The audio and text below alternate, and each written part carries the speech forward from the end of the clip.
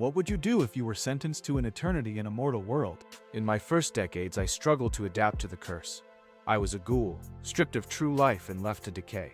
I had no idea who I was supposed to be. My flesh withered.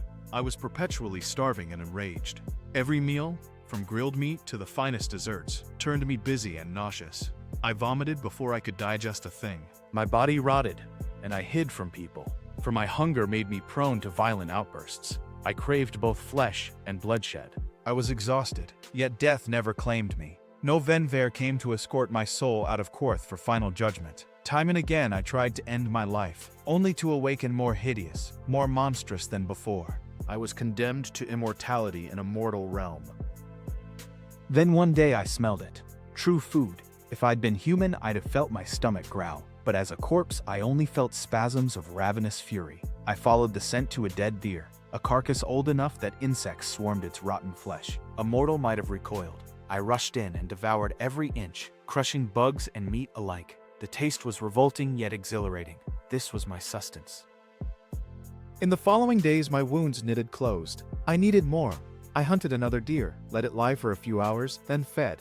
Pain shot through me as purple energy pulsed from my body, reanimating the deer. We fought savagely. Neither could die, until I finally consumed it whole. In that moment I understood. Fresh corpses still held vital energy, and my ghoul physiology could absorb it. From then on, I calibrated my meals to maximize healing without reanimating a corpse. My flesh regenerated swiftly, and I regained my former appearance, learning to temper my hunger and violence.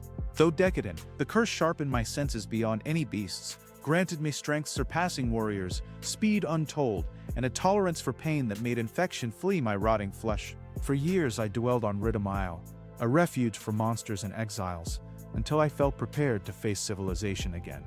What purpose could an immortal ghoul find? I often wondered, haunted by sudden visions, brief but violent flashes of other ghouls' eyes and feelings. I longed to meet them, but they lay scattered across Qorth. Finally, I traveled to Sirion, where the Emperor recognized me.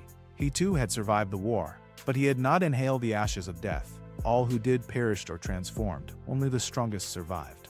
How I envied weakness. I wish I never survived the curse.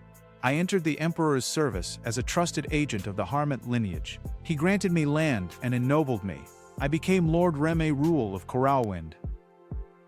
I built my manor, and for a time I fell in love with a noble woman, until she discovered my macabre needs and fled in horror. I could hardly blame her. I swore off love forever, and loneliness settled around me like a shroud. I employed servants to manage my estate, providing them with both work and shelter. These servants hailed from impoverished villages nearby. Having been born in a poor village myself, I understood that I could offer these families an opportunity for a better life. However, whispers circulated in Coralwind. I was seldom seen in public, only making appearances for my retainers. I instructed my servants to let the gossip continue. I took pleasure in hearing the rumors about me. They made me feel truly alive. Then, while carrying out the Emperor's bidding in Fawawit some years past, I encountered her in the markets of Printisen. She became the single point of light in my unending darkness. What use has an immortal for happily ever after, when there is no after to be had? And so, I limited myself to brief visits, playing the role of concerned friend a handful of times each year. Part of me wished she would find a mortal companion who could offer what I once might have, before this affliction. The thought pierced me deeply, yet I could not condemn anyone to share in the monstrosity I had become. On my travels, I rescued orphans, battered women, wandering elders, any good soul with nowhere left to go. My estate filled until I formally purchased Coralwind. With imperial blessing, I founded schools and a library. Soon Coralwind joined Fellis and Stonefall as one of Qorth's great centers of learning. They now boast the greatest libraries in Qorth. I have written many of their maps and treatises, and, unexpectedly, some of their most beloved poems. I never fancied myself a poet, but on parchment my feelings found voice.